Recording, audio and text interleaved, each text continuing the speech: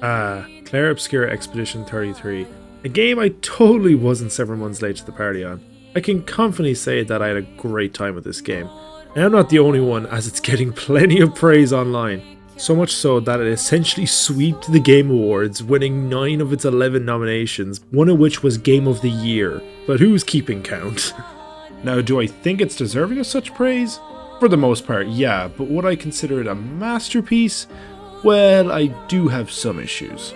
Let me preface this by saying that I really did enjoy the game. I really loved the world of Clair Obscur.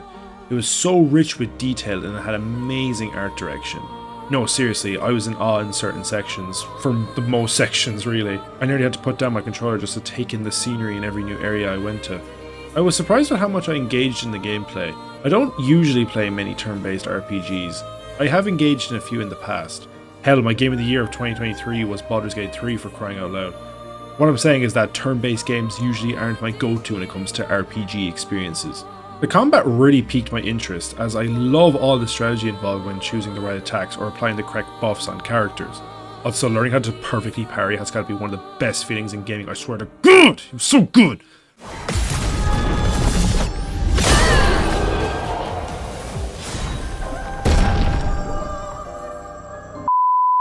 Music was also a major highlight. So many fantastically composed tracks representing awe and wonder,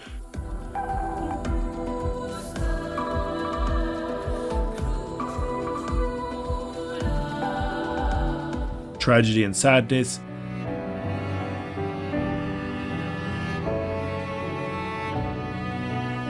badass and energetic,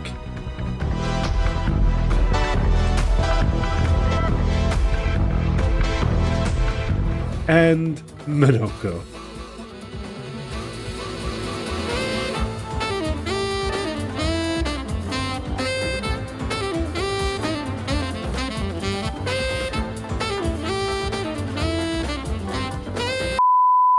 Absolute fucking bangers.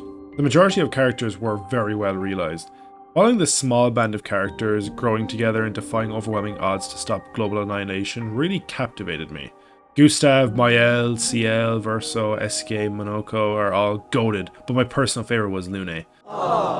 Yes, I romanced her over Ciel and I will not apologise, although I did feel really bad for rejecting her. During my playthrough, the only major issues I experienced were that the game ran poorly during parts of Act 1 and 2. I was able to fix it, but I'm still not 100% sure what caused the issue or how I resolved it, but I think Unreal Engine 5 had something to do with it. I just can't prove it. I also thought the gauntlet at the end of Act 2 was a bit too long, but besides that, I was completely hooked on the gameplay, story and characters. That was until I got to Act 3. So after the end of Act 2, the next major story objective is confronting Renoir in Lumiere, which is meant to be the final boss of the game. I was a bit taken aback by this, as Act 1 and Act 2's durations were far longer and had plenty of objectives to complete before their respective finales. I wasn't planning on going to the final boss immediately, as I wanted to make sure I was ready. The game even does the common trope of having some characters say, "Oh, we should only return when we're ready," which is just code for do important side quests and bosses to level up and make sure you get the proper good outcome for the ending. Anytime a game says that, I'm always going to lock in and make sure that I get all the important side objectives done before I go to a final boss. I do not want to miss important scenes. I actually did enjoy this quite a bit. There's some great side content here. Getting to complete character side quests did a lot for each respective character, and a lot of the optional bosses were really cool to fight.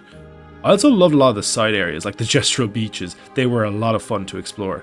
I slowly started to realise, however, that I was becoming very overpowered. Mainly with Mael.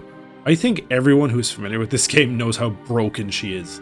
Her damage output matches the strength of nuclear fucking warheads. I was taking out most enemies in one attack, same with even some bosses.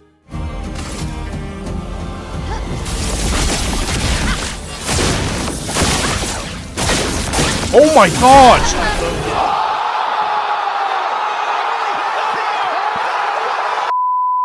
That wasn't even my most powerful attack! That wasn't even my most... Oh my god, I've made Mael broken. By this point, I had characters leveled in the 50s to 60s range, so they weren't completely OP.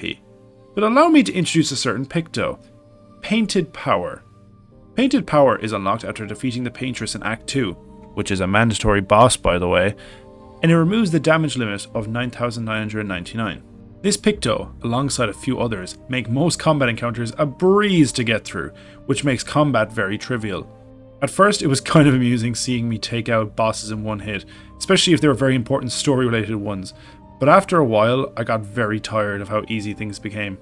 Sure, you could argue that I made it too easy by mainly using my L, but you can't be mad at me for using the tools the game provided to me to get these ridiculous results. A solution could be that I just turn off Painted Power. Then there's a new problem.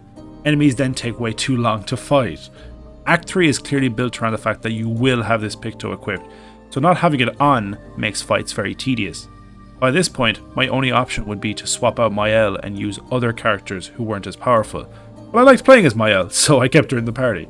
The rest of the party can be OP, but they need a bit more build up to their attacks. For example, Lune's Elemental Genesis.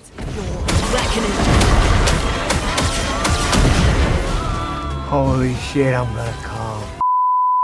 After checking off most of the side content, I jokingly tried to take on the hardest boss of the game, Simon. Now I got my ass handed to me, like the dude was not messing around. He was laying haymakers and combos into my squad like there was no tomorrow. Even with my best Pictos equipped, he was still a massive threat. So I know, but his boss theme was amazing and arguably the best track in the game.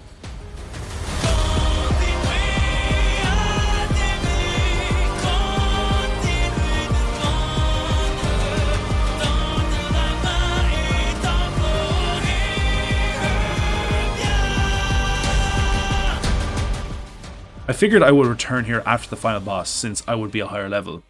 Now I admit, this next thing I'm going to tell you is probably mostly my fault, but I decided to complete most of the side areas before finishing the main story.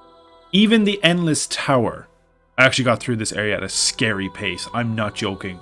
Safe to say, I was definitely overleveled for the final boss, Renoir.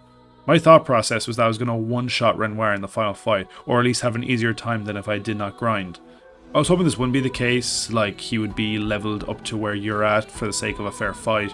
Flash forward through 2 mini-bosses, which I both killed in one shot by the way, and Renoir's 2 phases, and I got through the last chunk of the game with barely a scratch on me. It feels like Simon was the only boss that was built with the overpowered Pictos in mind, which is a damn shame.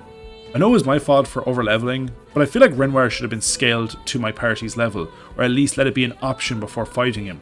His boss looked really cool, and I got through it way too fast. Now I probably could have done way less side stuff before the finale, that's on me, but to be fair, Simon scared the living shit out of me and scarred me for life, and I didn't want to be hurt again, okay? Also, with how the game ends, I don't think I would have liked to have done all the side stuff afterwards.